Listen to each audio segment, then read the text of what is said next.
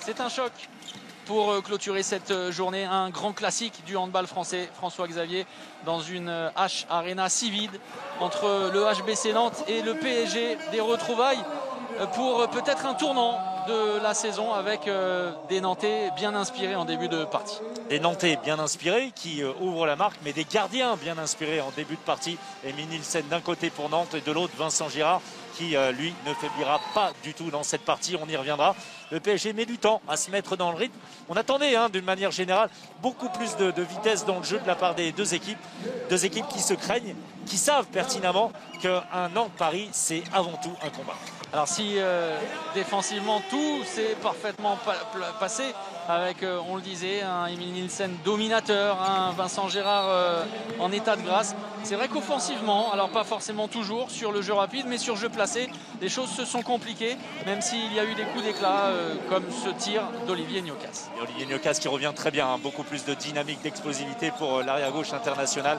Et les Parisiens qui font la course en tête assez rapidement, mais les Nantes qui ne décrochent pas, ça c'est extrêmement important. Nantes qui ne s'appuie pas sur un jeu génial entre guillemets en attaque, mais extrêmement solide en défense. Figueras qui fait une bonne rentrée, souvent servi par Lazarov dans le jeu à 2 contre 2, 2 buts consécutifs pour l'Espagnol qui vont permettre à Nantes de revenir à hauteur des Parisiens. Oui, parce que lors de cette première période, finalement, le rythme était assez agréable avec des solutions trouvées, des tirs de loin, mais une nouvelle fois, la donnée essentielle de cette partie, c'est bien sûr les prestations des gardiens.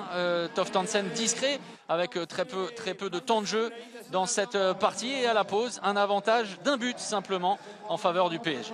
Et l'importance du retour des vestiaires, vous le disiez, seulement un but. Et les Nantais qui reviennent très mal du vestiaire, les Parisiens très concernés, qui vont faire l'écart rapidement avec des ballons récupérés, une bonne finition de l'autre côté. Une première fois, Luc Steins, discret en première période, très efficace en deuxième.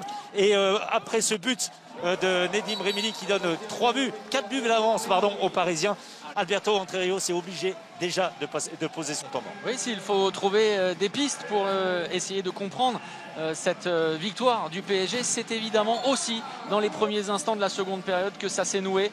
On le disait, Olivier Niocas est revenu quasiment à son meilleur niveau, mais Luc Steins a fait énormément de dégâts dans l'assise défensive nantaise. Oui, virevoltant beaucoup plus attiré par le but, le meneur de jeu néerlandais et efficace du coup avec 4 buts pour lui dans la seconde période. Quelques éclairs d'Aymeric Mine, pas toujours en réussite face à Vincent Girard, mais ce n'est pas le seul.